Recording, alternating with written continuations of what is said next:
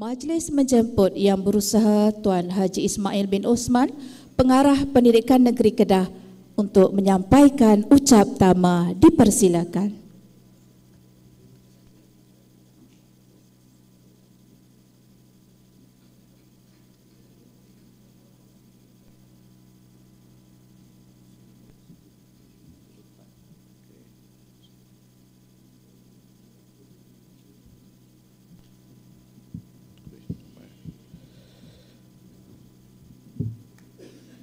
Bismillahirrahmanirrahim. Assalamualaikum warahmatullahi wabarakatuh. Salam sejahtera, salam perpaduan, salam kebersamaan dan keharmonian memacu pendidikan Kedah. Salam Malaysia Madani. Alhamdulillahirabbil alamin. Wa bihi nasta'in wa salatu wassalamu ala asyrafil anbiya'i wal mursalin wa ala alihi wa sahbihi ajma'in. Subhanaka la ilma lana illa ma 'allamtana innaka antal alimul hakim wa la hawla wa la quwwata illa billahil aliyyil azim. Terima kasih pengacara majlis Cikgu Norma, yang saya hormati barisan timbalan pengarah pendidikan negeri Kedah, Cikgu Malik Abu Hassan, Timbalan Pengarah Sektor Pembelajaran, Cikgu Rahimat, Timbalan Pengarah Sektor Pengurusan Sekolah, Ustaz Syauqi, Ketua Penuh Pengarah Kanan Sektor Perancangan, yang mewakili Tuan Haji Mahathir bin Ismail yang tak dapat hadir pada pagi ini kerana berada di Cyberjaya, Cikgu Haji Rahman Mansur, juga mewakili Timbalan Pengarah Sektor Pembangunan Murid, Cikgu Sabri Osman, yang juga berada di Putrajaya pada pagi ini. Rakan-rakan ketua-ketua penolong pengarah kanan, ketua-ketua penolong pengarah, rakan-rakan pegawai pendidikan daerah seluruh negeri Kedah yang hadir hari ini, semua hadir kecuali pegawai pendidikan daerah Pendang tak dapat hadir sebab tak isi lagi. Tak ada lah wakil Cikgu Zaid. InsyaAllah minggu depan kot kita akan dapatlah, seminggu dua lagi, pegawai pendidikan daerah Pendang.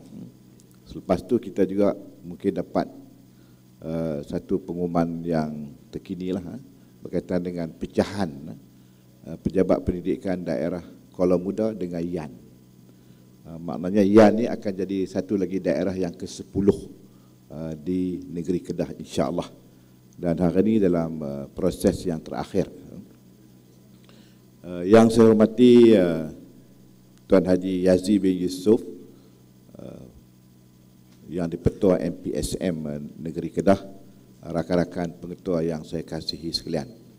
Jadi alhamdulillah tuan-tuan dan puan-puan, saya ambil masa sikit sebab hari ini 10 orang akan bercakap. Bercakap seorang sikit, seorang 15 minit habis. Tuan-tuan dan puan, saya mengambil kesempatan ini untuk merakamkan ucapan setinggi-tinggi tahniah dan penghargaan kepada semua pengetua negeri Kedah, kerana tuan-tuan telah menunjukkan satu prestasi yang amat membanggakan sepanjang pengurusan tahun 2023. Kerana sepanjang tahun 2023 kita tidak ada isu-isu yang kritikal. Kita tidak ada sebarang isu yang perlu kita selesaikan yang merumitkan, tidak ada. Isu-isu biasa itu memang berlaku pada setiap hari, di mana saja akan ada. Tetapi alhamdulillah, sepanjang saya hadir ke mesyuarat pengurusan tertinggi Kementerian Pendidikan, di Kementerian Pendidikan, kita tidak ada isu-isu yang kritikal. Semua isu dalaman yang kita dapat selesaikan dengan secara berhemah dan hikmah, insya-Allah. Dan alhamdulillah, tuan-tuan dan puan-puan, penjumpaan yang kita adakan pada pagi ini merupakan satu penjumpaan biasa yang menjadi rutin kepada kita setiap kali kita nak buka sekolah. Dan pembukaan sekolah pada kali ini dia tak sama macam tahun-tahun sebelum berlaku COVID-19. Kerana pada tahun-tahun yang lalu kita buka sekolah pada bulan Januari. Tapi pada kali ini kita buka sekolah ikut sesi persekolahan. Iaitulah pada kali ini sesi 2024, sesi 2025. Dan kita kena faham konsep ini. Kerana apabila kita tidak faham dan cikgu-cikgu kita juga tidak faham, bila cikgu pun tak faham, apatah lagi waris juga tidak akan faham. Dia mengatakan bahawa Januari itu sesi buka sekolah, sesi pengayaan baru. Ini satu pahaman yang sangat salah dan silap. Sebab tu pada bulan 12 baru-baru ni, ramai para ibu bapa yang orang kata apa, pergi shopping beli pakaian sekolah, beg baru, selok baru, uniform baru, habis duit banyak. Padahal sesi 2023-2024 belum berakhir lagi. Dan sesi 2024-2025 akan bermula pada 10 Mac pada tahun ini. Ini konsep yang kadang-kadang kita nak kena faham. Bila akan berakhir sesi ini? InsyaAllah tuan-tuan dan puan, kita dimaklumkan bahawa sesi ini akan kembali kepada asal pada Januari, insyaAllah, jika tidak ada apa-apa halangan dan aral melintang, mungkin pada tahun 2027. Pada waktu itu, sebahagian daripada kita ni dah tak ada dalam dewan ni dah, termasuk saya. Kita akan bersara.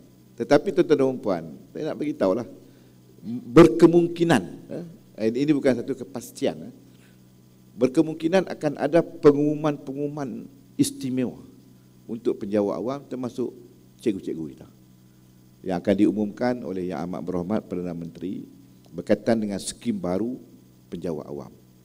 Antara yang dibincangkan ialah menggenapkan umur persaraan kepada umur 60 tahun. Lah ni kita bersara, umur kita berapa kalau tuan-tuan kira? 59 tahun. Jadi kita akan menggenapkan kepada umur 60 tahun. Tetapi tak ada pengumuman lagi, baru dalam perancangan.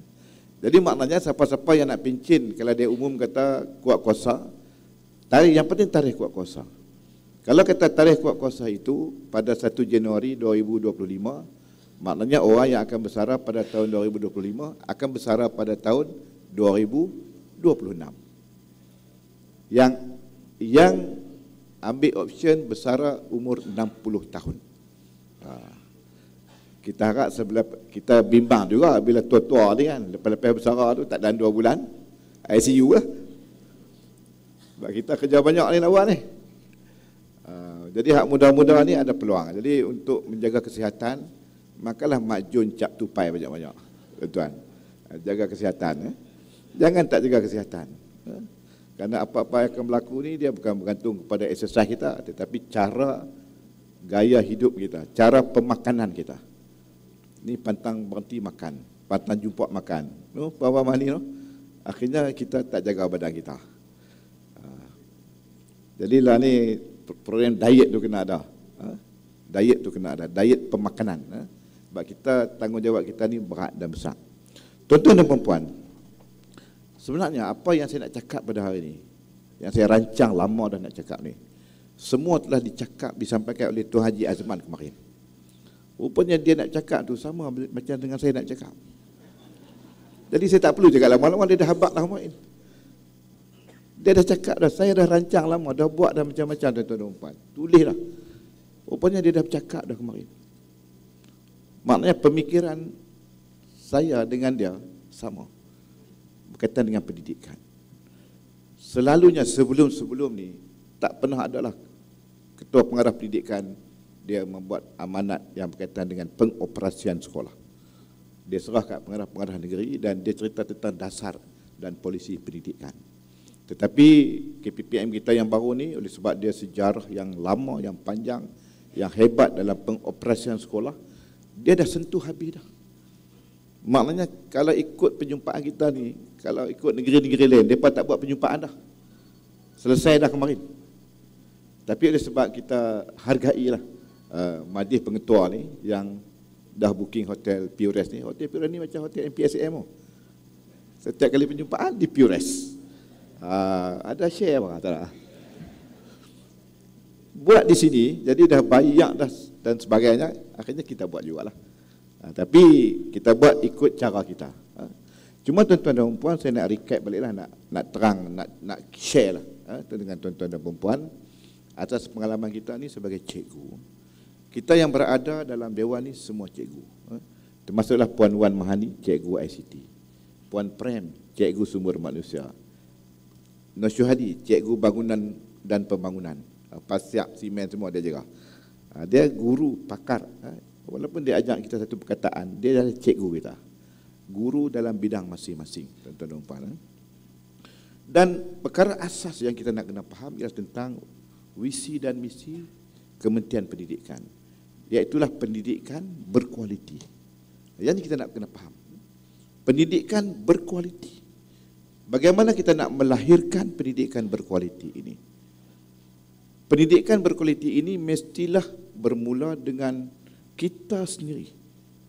Faham dasar pendidikan negara dan kita faham falsafah pendidikan kebangsaan. Kalau kita faham dua-dua ini, tuan-tuan dan puan, maka kita boleh bergerak ke arah menjadikan pendidikan itu pendidikan berkualiti. Dasar pendidikan kebangsaan untuk apa, tuan-tuan dan puan? Dasar pendidikan kebangsaan ini adalah untuk perpaduan. Perpaduan kaum. Kerana sebelum negara kita mencapai kemerdekaan, negara kita ini telah di divide and rule, dipecah dan diperintah oleh penjajah Inggeris. Sebab itu dalam sejarah yang ditunjukkan dalam video korporat tadi, bermula tahun 1906, pengarah pendidikan kita, negeri Kedah ini, kita diperintah oleh 33 orang pengarah pendidikan berbangsa Inggeris. Mat Saleh, bukan Mak Soleh, Mak Soleh kata lain.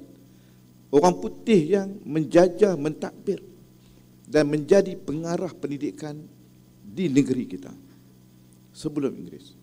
Dan cara mereka menjajah dan memerintah ialah melalui satu dasar yang dilaksanakan, iaitu divide and rule, iaitu pecah dan perintah.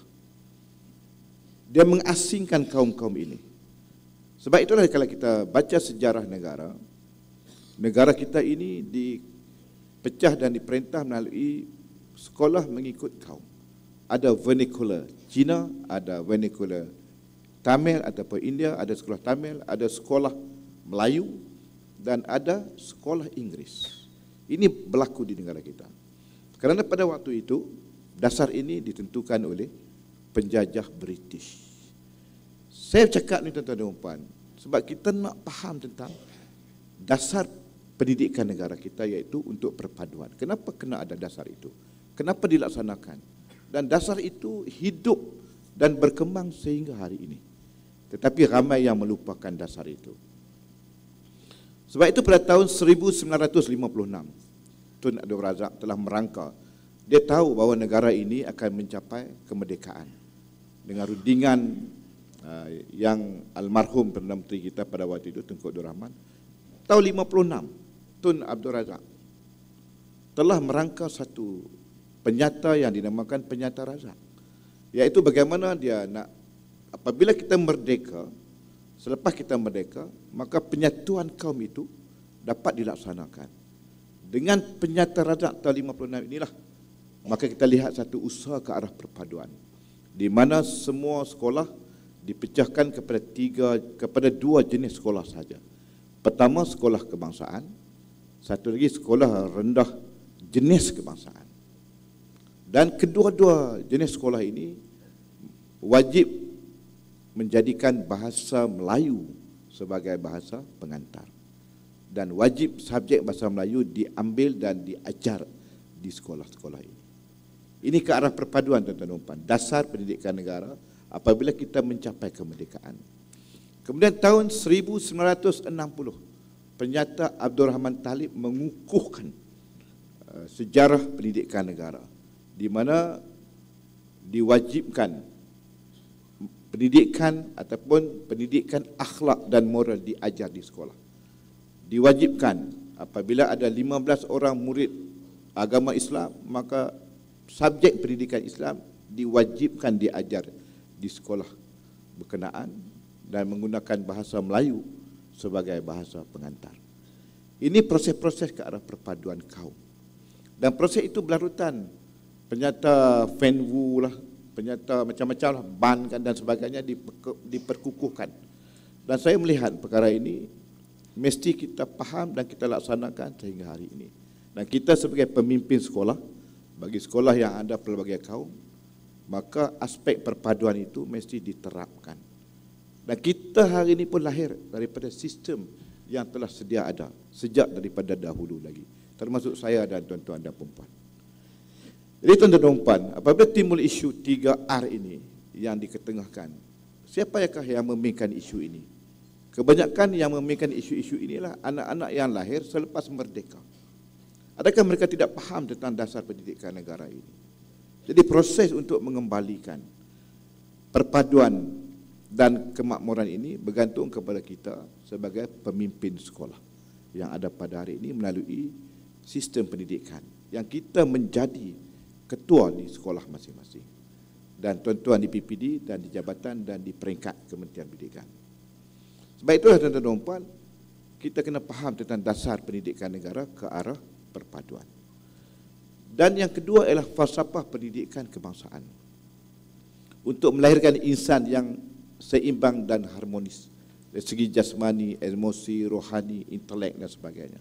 Yang ini kita kena faham bahawa apabila kita memahami kepahaman tentang falsafah pendidikan kebangsaan ini, maka kita boleh melahirkan anak-anak kita yang hebat, anak-anak kita yang bakal menjadi generasi yang akan memimpin negara ini pada masa akan datang melalui sistem pendidikan yang ada di sekolah. Kalaulah kepahaman Jerry ini kita kurang dan tak faham, bagaimana kita nak melaksanakan tugas kita bersama dengan tim kita di sekolah untuk melatih dan membimbing anak-anak kita yang bakal menjadi pemimpin negara pada masa akan datang. Sebab merekalah yang akan menjaga negara ini dan merekalah yang akan membawa meningkatkan kemajuan negara ini dan meneruskan perjuangan yang telah diasaskan oleh mereka yang terdahulu. Jadi saya haraplah tuan-tuan dan puan, walaupun penyumpaan ini penyumpaan operasional, pembukaan operasi buka sekolah, tapi mukadimah dia saya cakap itu dulu. Sebab ramai orang lupa. Ni orang lupa.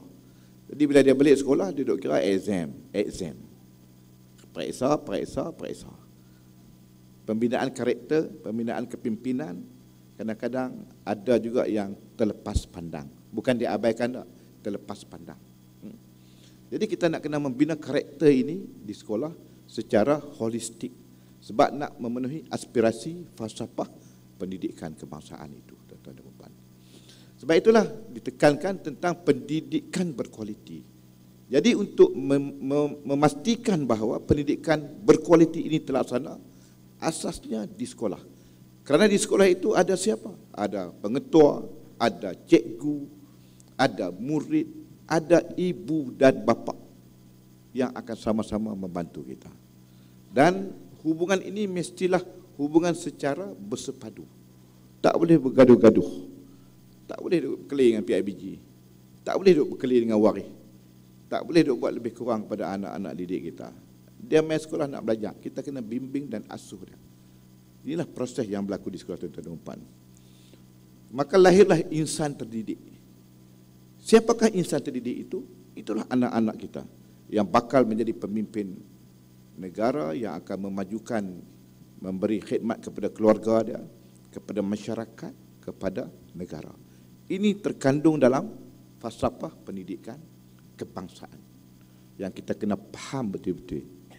Saya ulang baliklah, macam khutbah Jumaat lah tuan-tuan dan puan. Ulang balik saja. Tuan-tuan pun tahu. Tapi saya ulang balik. Khutbah Jumaat tu tiap-tiap minggu ulang ittaqullah, tapi tak takut juga. Tiap-tiap minggu duk ulang. Hal lelaki lah, perempuan tak tahulah kan, kau tengok live kat TV. Tapi itulah perkara yang kena ulang-ulang. Nak dengar ke tak mau dengar ke, saya dah bercakap dah. Lepaslah tanggungjawab saya di atas dunia ini. Esok kalau Allah Ta'ala tanya saya, beritahu lah. Saya beritahu dah. Ulang-ulang tuan-tuan dan puan. Ini tanggung dan jawab. Tuan-tuan dan puan, bila insan ini dah terdidik dengan apa acuan yang disebutkan tadi, dengan dasarnya, dengan falsafahnya, maka akan lahirkan negara yang sejahtera. Ke arah negara sejahtera. Inilah visi dan misi Kementerian pendidikan. Yang tak ada di kementerian lain. Yang ada hanya proses ini berlaku di Kementerian Pendidikan. Jadi dalam proses ini tuan-tuan dan puan, kemarin Tuan Haji Azman telah meletakkan 5 asas yang kita kena faham. Yang pertama, kebersamaan. Kebersamaan ini artinya dalam perkara-perkara yang kita kena faham ialah kita mesti bersama dalam satu pasukan yang kuat dan mantap. Di sekolah, penerajunya pengetua, mesti bersama tim yang kuat dan mantap. Dengan cikgu-cikgu kita. Ini barisan pertahanan kita. Ini barisan pertahanan dalam sekolah. Kemudian yang menyokong kita siapa? Yang menyokong kita ialah PIBG dan ibu bapa. Mereka di luar. Kumpulan sokongan. Macam kita main bola. Kita lawan bola di padang ni. Player tu kita. Main bola. Tapi yang menyokong dia angkat sepanduk tu ibu bapa. Dia sokong kita. Sebab dia menyokong pasukan kita. Kita ni satu pasukan yang kuat. Pasukan bola sepak. Kita lawan bola, kita player. Ketua pasukan dia pengetua. Goalkeeper dia siapa? Goalkeeper dia cikgu yang jaga pagar hari-hari tu. Itu goalkeeper dia. Penyokong dia siapa? Ibu dan bapa yang pergi stadium sokong kita. Jadi kena ada pasukan penyokong. Inilah kumpulan kita dalam membentuk kebersamaan ini tuan-tuan dan puan. Kemudian yang kedua ialah tentang keterbukaan.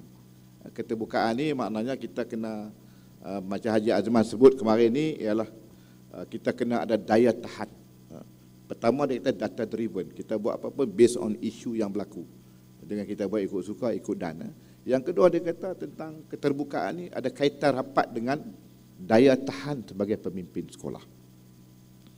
Kita kena kuat tahan mengawal emosi kita. Ni yang awak tak tahan ni.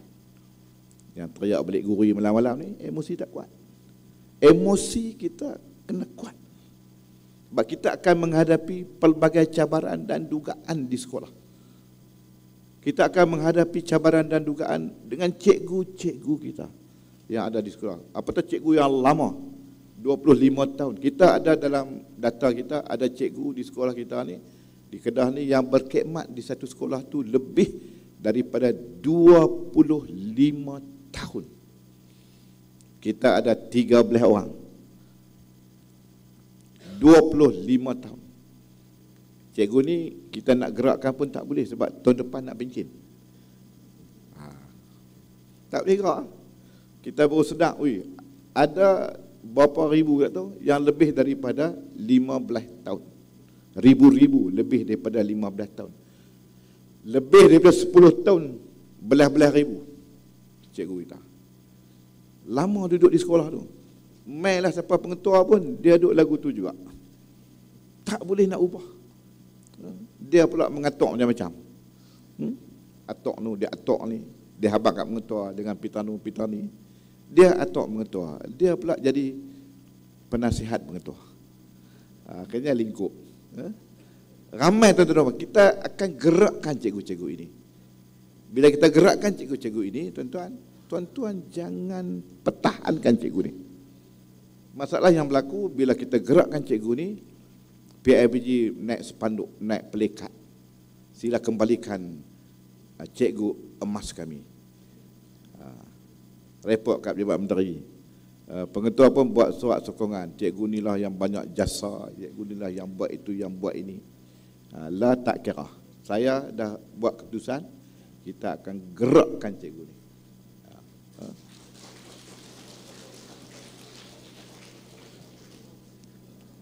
Jadi kalau tak gerak, susah tuan-tuan. Susah tuan-tuan dan puan. Sebab kita bercakap base kepada data driven. Perkara pertama yang Haji Azman sebut ialah data driven. Kemarin ni, isu dia based on data driven. Isu dia ialah yang ni. Dan timbalan sekolah akan laksanakan tugas ini. InsyaAllah. Lah bagi buka, bagi elok dulu, iron baju bagi elok dulu, lepas baju kedot kita tukar. Tuan-tuan, kita kena laksanakan proses ini secara berperingkat. Jadi pengetua, tuan-tuan dan puan, Tuan Haji Azman sebut kemarin, yang saya juga nak sebut dalam ucapan ini, ialah tentang daya tahan. Hari ini, tuan-tuan dan puan, Saya pun pengetua 8 tahun, saya tahulah. Daya tahan ni, mental kena kuat. Sebab kita akan hadapi pelbagai perkara, termasuklah kerana ibu bapa waris. Ibu bapa waris. Ini kerana yang tentu akan hadapi. Kadang-kadang kita juga akan menghadapi cabaran daripada penolong-penolong kanan kita.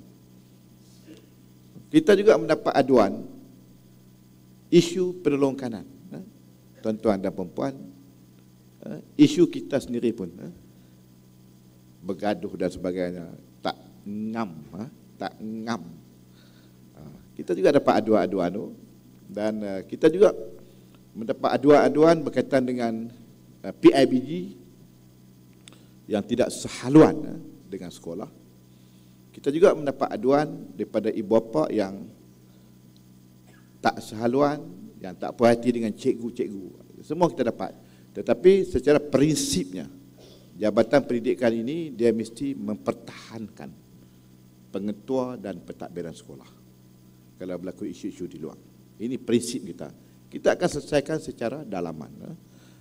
Dan tuan-tuan kena jaga emosi tuan-tuan dan perempuan. Jangan tunjuk lekeh macam Haji Muiz sebut tu. Jangan tunjuk lekeh tuan-tuan dan perempuan. Lah ni orang duk kata apa? Jangan mudah koyak. Ayat baru ni. Jangan mudah koyak tuan-tuan. Jangan mudah koyak. Mesti steady. Saya ni pun macam-macam. Saya alami dan saya hadapi. Aduan kat saya ni pun macam-macam. Apa orang tak kata, tapi saya relax. Saya baca satu hadis yang Nabi kata, sesungguhnya orang yang hebat itu bukanlah orang yang menang dalam pertarungan dan perlumbaan. Nabi kata itu bukan orang yang kuat dan hebat. Orang yang hebat ini ialah orang yang dapat menahan sabar, menahan sabarnya ketika dia sedang marah dan ditimpa ujian. Sebab itu tuan-tuan dan puan, kalau ada apa-apa isu yang berlaku di sekolah tuan-tuan, tak kiralah fikir kita ke cikgu kita waris, tuan-tuan mesti senyum. Cikgu tanya, kenapa tuan pengetua senyum? Sebab saya senyumlah sebab saya sesungguhnya sekarang ini saya sedang marah. Sebab tu saya senyum. Jadi cikgu tahulah rupanya kalau pengetua senyum dia sedang marah. Tapi kalau dia tak senyum, okey. Tapi dia tak tunjuk kemarahan itu. Inilah kehebatan yang Nabi sebut dalam hadis dia, hebatnya seorang insan itu. Jadi kita nak buka sekolah ini tuan-tuan, akan main macam-macam. Isu kerusi meja yang Haji Azman sebut tak cukup itu, ini dan sebagainya. Kita akan hadapi isu ini. Sebab tu tanda yang ketiga tuan-tuan, bila kita jadi pengetua boleh urus dengan elok. Bergantung kita adalah bukan kepada jabatan, bukan kepada PPD, tetapi kita sendiri. Dan kita kena banyak bersyukur. Yang ketiga itu tentang kesyukuran. Bersyukur bahawa kita ini Allah Ta'ala bagi tempat kat kita sebagai pemimpin. Allah Ta'ala uji kita. Setiap orang akan diuji tuan-tuan. Jadi pengarah pun ada ujian. Diuji. Tetapi kita sabar dengan ujian. Kita jangan salahkan ujian dan dugaan itu. Tapi kita ambil peluang ini. Kita mengatakan bahawa Allah akan mengangkat, Tuhan akan mengangkat darjat kita. Mungkin dia nak bagi yang lebih untuk kita. Akibat kesabaran kita.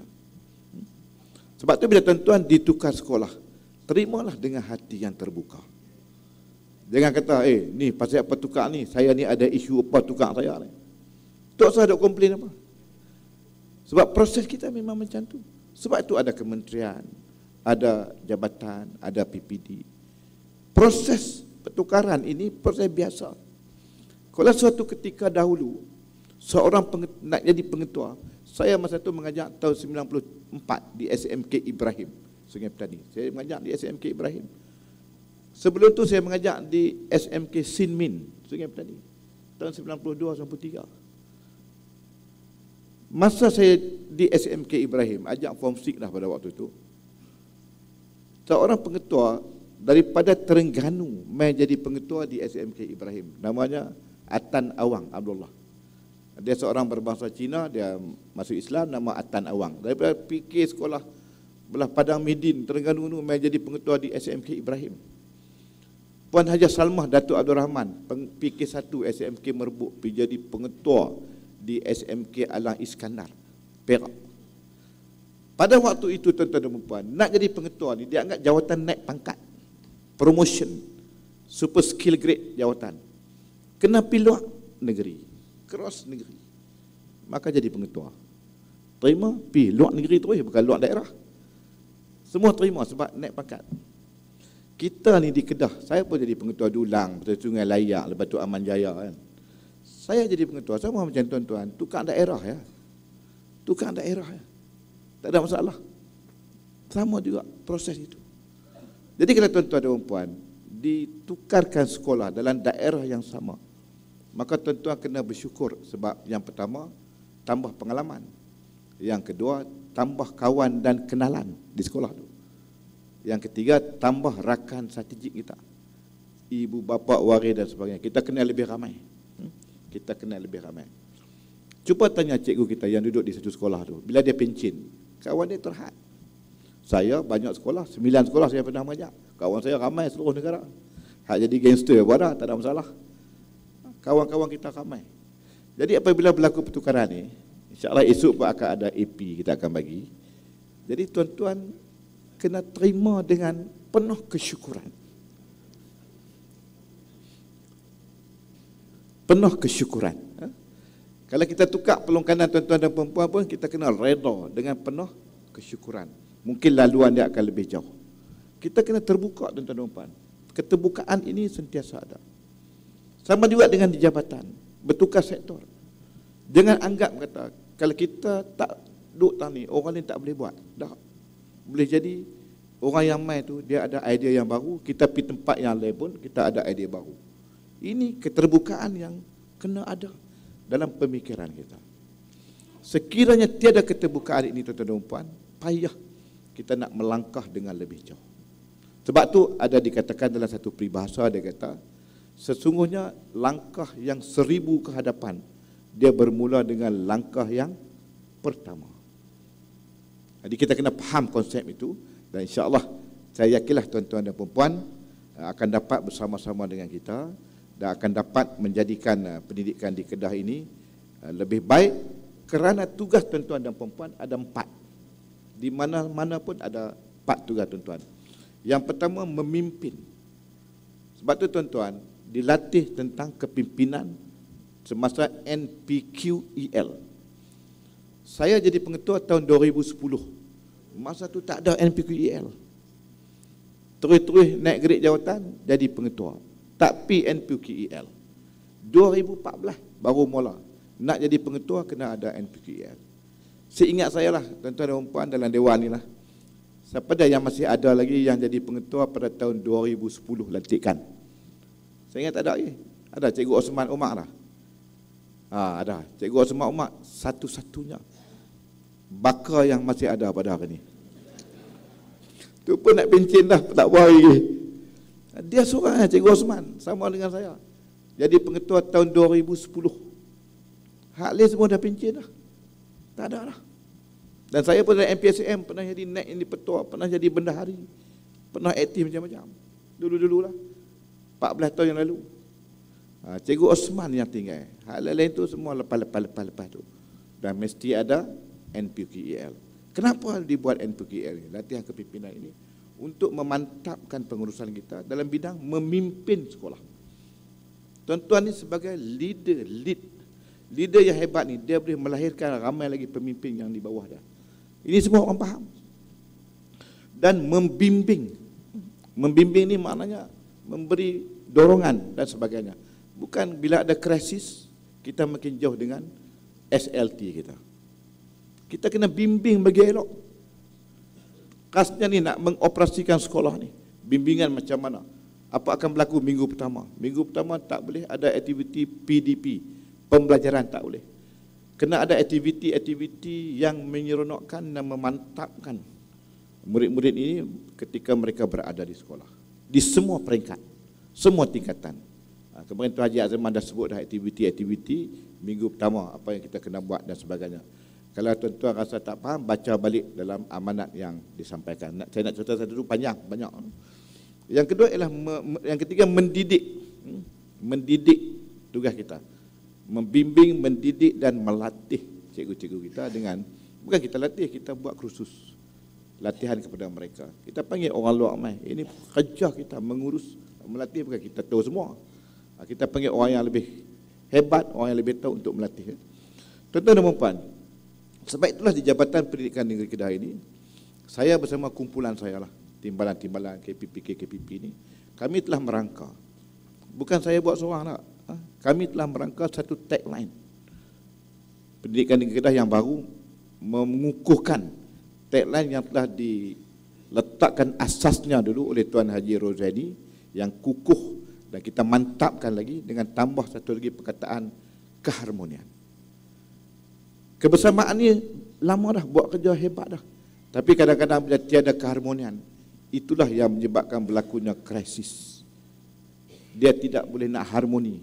Kerja jalan elok tapi tak harmoni. Macam saya duk sebut selalulah, tuan-tuan dan puan, suami isteri kebersamaan ni ada dah.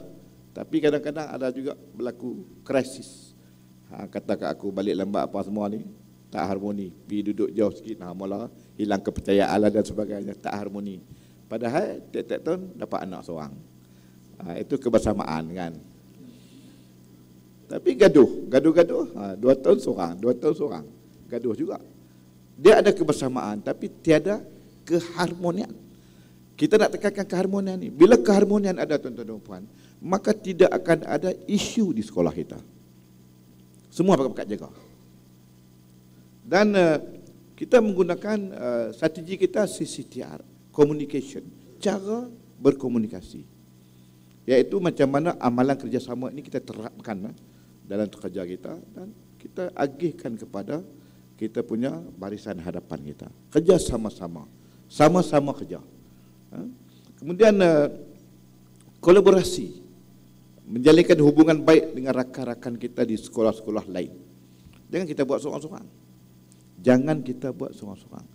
Salah satu, saya dah present untuk rakan-rakan ni untuk naik grade khasi, tuan-tuan dan puan. Bila calon yang berjaya, saya tanya panel, macam mana boleh pilih calon ni? Kenapa pilih dia untuk dapat grade khasi? Dia kata satu kekuatan dia ialah collaboration, kolaborasi. Ilmu saja tak cukup. Kolaborasi ni maknanya dia ada jalinan dan jaringan dengan pihak luar, dengan rakan yang rapat dengan dia. Dia share, dia panggil orang main dan dia juga share ilmu dan kemahiran yang ada pada dia. Maka dia diiktiraf. Jadi collaboration ini merupakan satu perkara yang sangat penting kepada pemimpin sekolah. Mungkin hak orang lain buat tu kita boleh share, kita adapt, kita ubah untuk sesuai dengan sekolah kita. Yang ketiga ialah teamwork. Teamwork ni kerja satu pasukan, kena ada team spirit.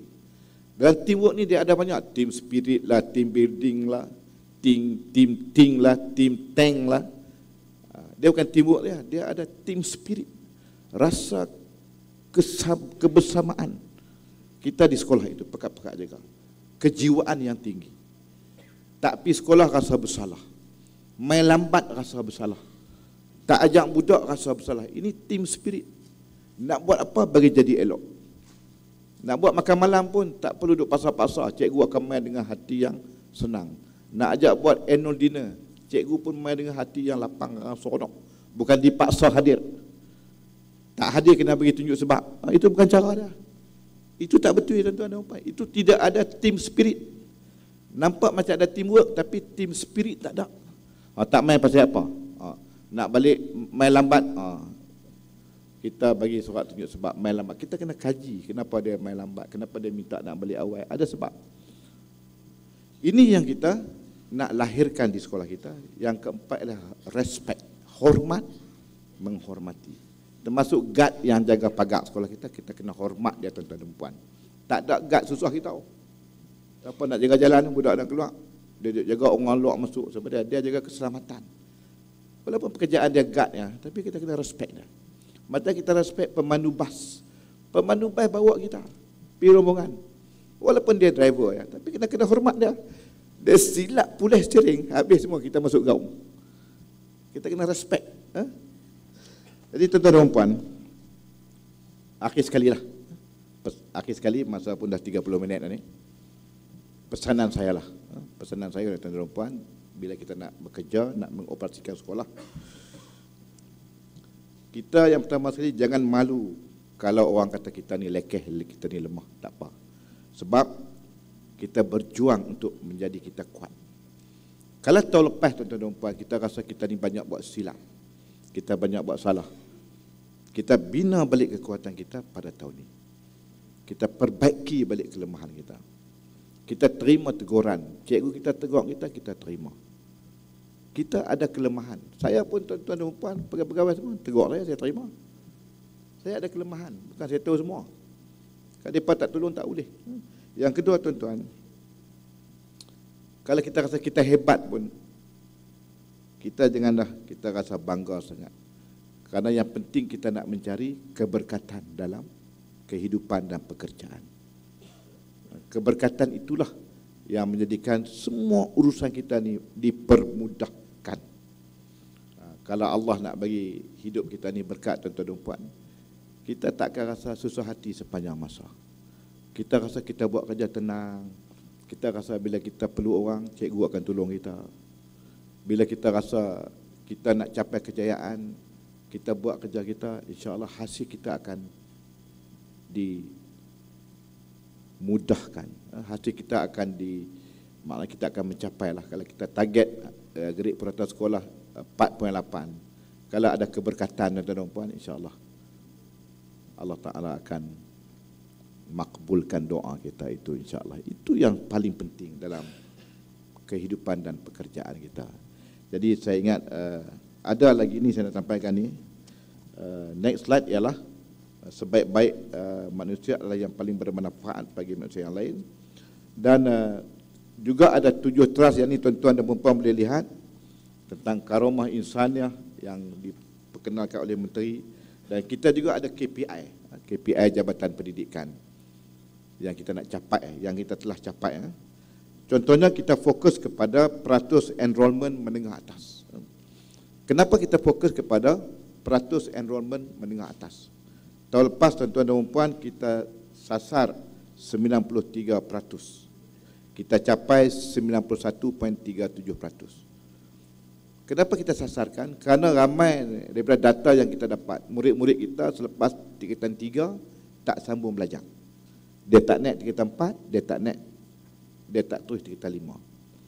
Ada juga yang cicir dalam peperiksaan SPM. Daftar SPM tapi tak ambil periksa SPM. Tahun ni kita ada 946 orang. Budak kita daftar SPM tapi mai periksa tak ada.